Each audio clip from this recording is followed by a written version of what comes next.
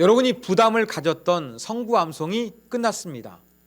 이제 하나님의 말씀을 저와 여러분이 듣기를 원합니다. 오늘 우리가 살펴볼 하나님의 말씀의 제목은 초월적 크리스마스라는 제목입니다. 사랑하는 여러분, 아기 예수님의 탄생을 축하하기 위해서 동방 박사들이 예수님을 찾아왔는데 그들은 몇 명이나 될까요? 아마 여러분들은 3명으로 기억하고 계실 겁니다. 왜냐하면 예수님께 드린 예물이 황금과 유향과 몰약 3가지입니다. 또한 찬송가 가사 중에 보면 동방박사 3사람이 엎드려 예물 드렸네 라는 구절이 있습니다. 이러한 것들에 의해서 우리는 동방박사가 3명이라고 그렇게 생각하고 있는데 사실은 그렇지 않습니다. 저 먼 동방으로부터 온 박사들이 유대인의 왕으로 탄생하신 분이 있는데 그분에게 우리가 경배를 드려야겠습니다. 헤롯에게 그렇게 이야기를 했을 때 헤롯은 깜짝 놀랐습니다. 헤롯과 예루살렘에 소동이 일어났다고 성경은 그렇게 기록하고 있는데 헤롯이 긴장을 하고 온 예루살렘에 소동이 일어나기 위해서는 동방박사 3명으로는 안 됩니다. 더 많은 규모의 이 먼 데서 온 축하 사절단이 있어야 헤롯이 긴장하게 되고 온 예루살렘에도 시끌벅적한 뉴스가 되었을 것입니다. 그래서 여러분, 예수님께 경배를 드렸던 동방 박사는 3명이 아니라 많은 사람들이었을 것이다. 이렇게 생각하시면 됩니다. 자, 이제 대규모 축하 사절단인 동방 박사 이들을 통해서 우리가 초월적인 크리스마스의 은혜를 살펴보고자 합니다. 첫 번째 우리가 살펴보게 될 초월적인 면은 성탄은 지역을 초월하고 있다는 것입니다. 자, 동방으로부터 온 많은 박사들이 있었다. 그렇게 말씀을 드렸습니다.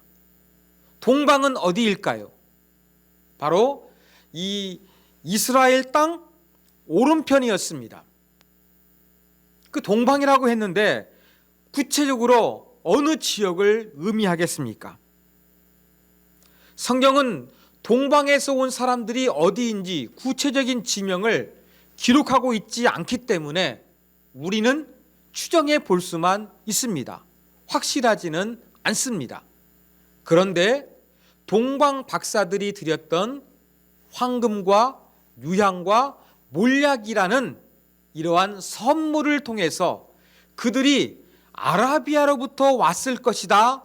이렇게 학자들은 추정을 합니다. 아라비아, 예루살렘으로부터 베들레헴으로부터 상당히 멀리 떨어진 거리에서 예수 탄생을 축하하기 위해서 찾아왔던 것입니다.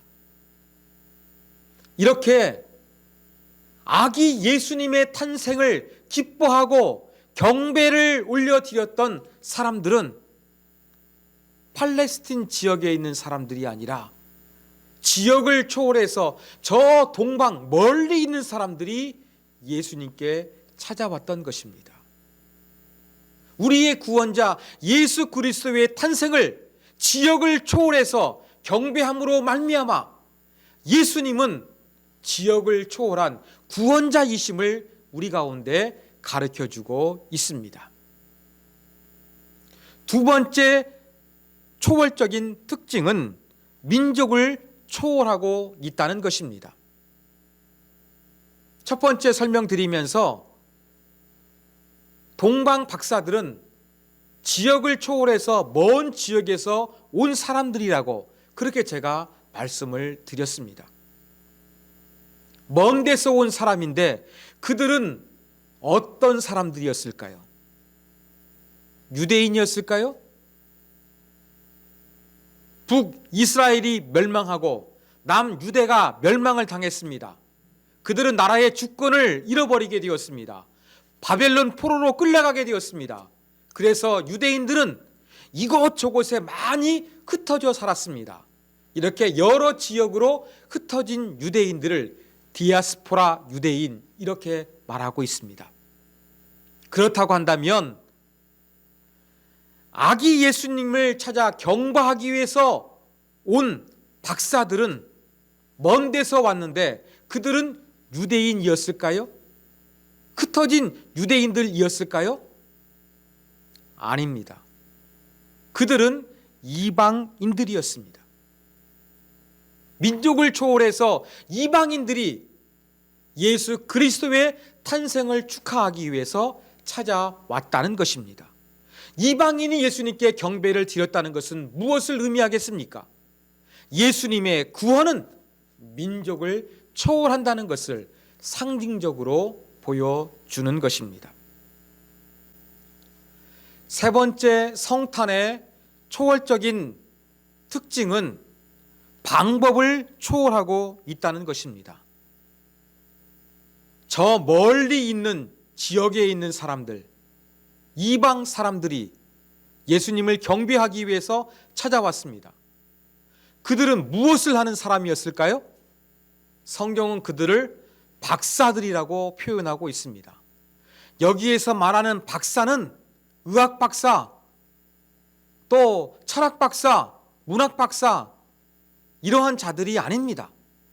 원래 성경에서 말하고 있는 박사는 페르시아 종교의 제사장들을 가리키는 계급이었는데 이것이 서아시아 지역에서 사람들에게 확대가 되었습니다. 그래서 마술사, 점성술을 연구하는 사람들에게도 박사라는 단어를 사용하기 시작했습니다. 이 박사는 긍정적인 의미와 부정적인 의미를 동시에 가지고 있습니다. 긍정적으로는 초자연적인 지식을 가지고 있거나 꿈을 잘 해석할 수 있는 능력을 가진 제사장, 현인, 지혜자를 의미하는 긍정적인 요소가 있는데 반면에는 부정적으로 점쟁이, 마술사, 또 사기꾼을 의미하는 뉘앙스도 동시에 가지고 있습니다. 이 부정적인 의미와 긍정적인 의미를 동시에 가지고 있는 박사들은 정통 기독교에서 절대 환영받지 못할 사람들이었습니다. 이러한 사람들과 교류를 성경은 금하고 있었습니다. 그런데 하나님께서 예수 그리스도의 탄생을 축하하기 위해서 박사들을 사용하고 계십니다. 이건 무엇을 의미합니까?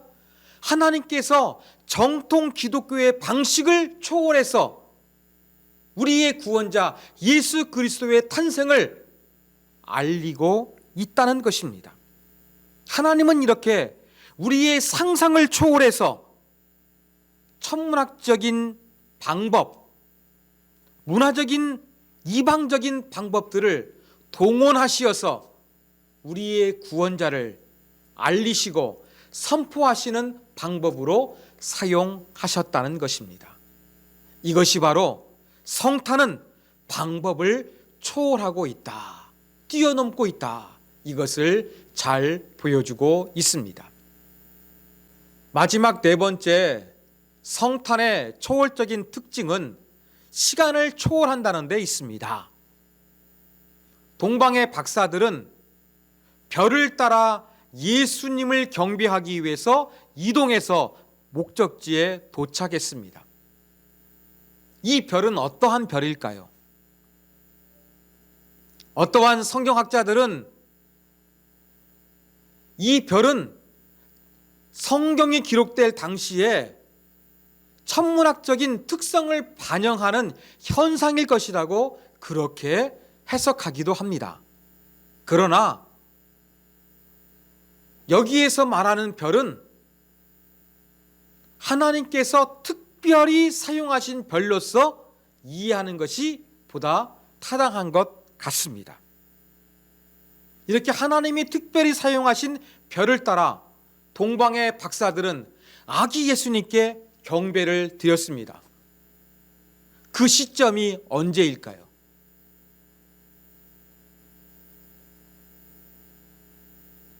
별이 딱 멈추었을 때, 그때 마리아의 뱃속에서 예수님께서 이 땅에 태어나시게 되었겠습니까? 제가 이 코로나 시국에 성탄의 의미를 여러분들이 좀 느끼실 수 있도록 동영상을 보내어 드렸는데, 그 가운데도 막 태어난 아기 예수께 사람들이 경배하고 있는 영상을 보셨을 것입니다. 우리는 아기 예수님께서 막 태어나자 마시자마자 이 동방의 박사들이 예수님께 경배를 드렸다고 생각합니다. 그런데 사실은 동방의 박사들이 예수님께 경배한 시점은 예수님이 탄생하신 지 한참 지난 후에 이루어진 것으로 보는 게 맞습니다. 어쩌면 그 예수님께서 탄생하셨을 때 이상한 별이 움직이기 시작했을 것입니다. 그리고 저 먼 아라비아 지역으로부터 6개월 내지 1년 동안 많은 사람들이 여행을 하면서 예수님을 찾아와 경배했을 것입니다. 그렇다면 아기 예수님께서 태어나신 것이 시간을 초월하고 있다는 것을 보여주는 것입니다. 막 태어나자마자 예수님께서 경배를 받은 것이 아니라 태어나신 지 한참이 지나서 이렇게 동방의 박사들로부터 경배를 받으셨다는 것은 성탄의 시간적인 초월성을 보여주는 것입니다. 예수 그리스도의 구원은 시간을 초월해서 예수님이 태어나실 때나 지금도 여전히 동일한 것입니다. 그 근거가 무엇이냐? 마태복음 2장에 기록되어 있습니다. 여러분, 마태복음 2장을 읽어 내려가다 보면 동방의 박사들이 그 지역을 다스리고 있었던 분봉한 헤롯을 만납니다. 유대인의 왕에게 우리가 경배하기 위해서 왔습니다. 어디에 있습니까? 헤롯이 이야기합니다. 나도 모른다. 나도 그분을 경배할 테니까 당신들이 찾으면 나에게도 알려주시오. 그렇게 이야기를 했습니다. 그런데 동방의 박사들은 예수님을 경배하고 하나님의 지시에 따라, 꿈을 통해서 주어진 지시에 따라 헤롯에게 보고하지 않고 그대로 자기의 고향으로 되돌아갔습니다. 그때 헤롯이 동방의 박사들에게 속은 줄 알고 어떠한 명령을 내립니까? 베들레헴과 베들레헴 근처에 있는 만 2살 이하의 남자 아이들은 모두 죽여라! 라는 살인 명령을 내리게 됩니다. 여러분, 왜 하필 만 2살 이하의 사내 아이를 죽이라고 명령을 내렸을까요? 이게 뭘 의미합니까? 동방의 박사들이 예수님을 경배하러 왔을 때에는 예수님께서 탄생하신 지 많은 시간이 지났다는 것을 보여주고 있는 가장 대표적인 증거라고 할 수 있습니다.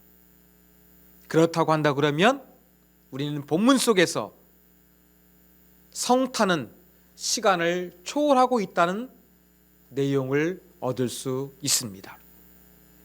자, 우리는 지금까지 성경이 가지고 있는 초월적인 특성 4가지를 살펴보았습니다. 우리의 구원자 예수 그리스도의 탄생은 지역을 뛰어넘고 있습니다. 민족을 뛰어넘고 있습니다. 방법을 뛰어넘고 있습니다. 시간을 뛰어넘고 있습니다. 이것이 바로 하나님께서 우리를 구원하기 위해서 행하신 일들입니다. 초월적이었습니다. 상상과 기대와 모든 것들을 뛰어넘는 것이 바로 성탄이었던 것입니다. 하나님은 이렇게 많은 초월적인 면을 통해서 하나님의 특별한 사랑이 우리 가운데 주어지게 되었음을 가르쳐 주셨습니다. 이게 성탄입니다. 이러한 초월적인 특성을 가진 성탄절을 맞이해서 저와 여러분 어떻게 반응해야 되겠습니까? 하나님께서 초월적으로 우리에게 구원자를 보내셨다는 것을 알게 하셨다면 저와 여러분도 일반적인 방법이 아니라 초월적인 방법으로 하나님께 영광과 감사와 존귀를 올려드려야 되지 않겠습니까? 초월적인 성탄의 성격에 맞게 저와 여러분도 의무적으로 항상 그랬던 것처럼 격식을 쫓아서 성탄 예배를 드릴 것이 아니라, 성탄절을 맞이할 것이 아니라 여러분도 뛰어넘으십시오. 성탄이 초월적인 성격을 가지고 있는 것처럼 여러분도 하나님께 감사를 이제 뛰어넘으십시오. 더 큰 감격과 더 큰 은혜로서, 더 큰 영광으로서 초월적인 감사절을, 초월적인 크리스마스의 기쁨을 하나님 앞에 올려드릴 수 있는 저와 여러분이 되기를 주님의 이름으로 부탁드립니다. 하나님 아버지, 감사합니다. 아기 예수 그리스도의 탄생은 지역을 뛰어넘고 민족을 뛰어넘고 방법을 뛰어넘고 시간을 뛰어넘는 초월성을 보여주었습니다. 이것이 바로 아기 예수 탄생의 핵심입니다.